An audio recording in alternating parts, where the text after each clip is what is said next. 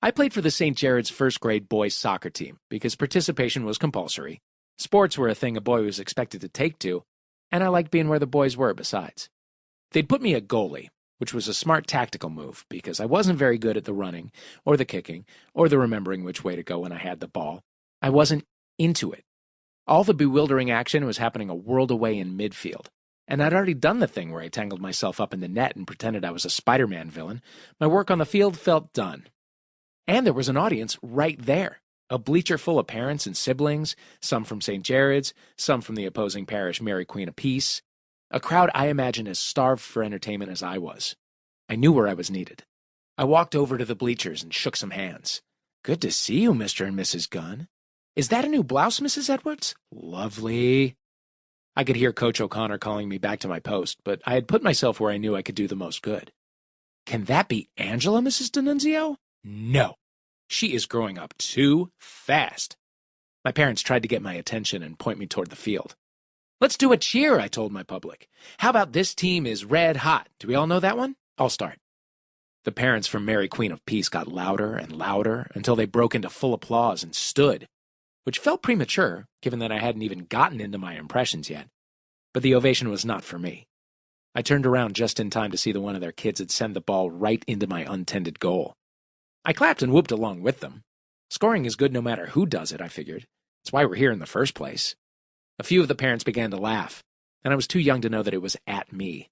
I just knew I was getting a reaction, and a reaction felt good. I had never felt like I had had much to offer out on the field, but this was something I could do. Coach O'Connor was a patient man, but he had his limits. "Hey, Holmes," he called out to me. "Isn't there somewhere you should be?" Of course there was.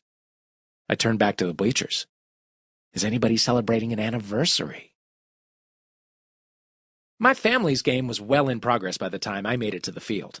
My parents had my brothers, Dan and Steve, a year and a half apart, and then exactly 8 years later, me. So entertaining from the sidelines has always been my default position.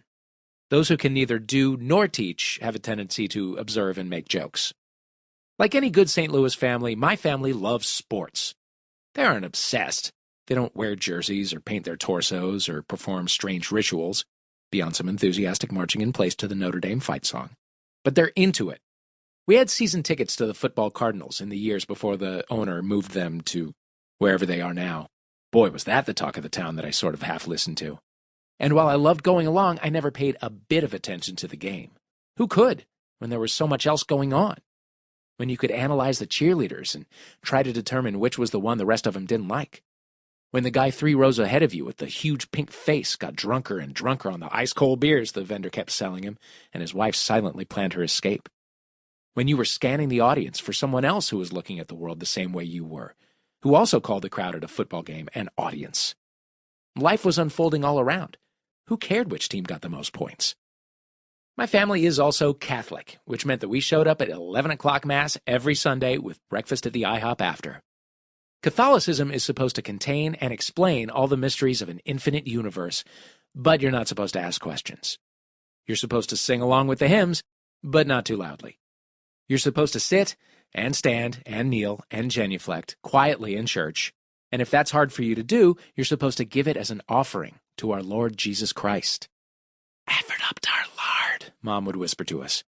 You're evidently also supposed to know what that means.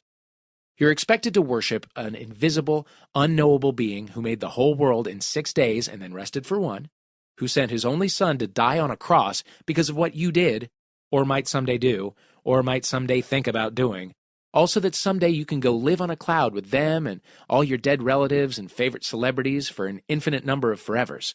But you're not supposed to be weird about it. When your main objective is to be a good kid, Catholicism makes everything extremely complicated.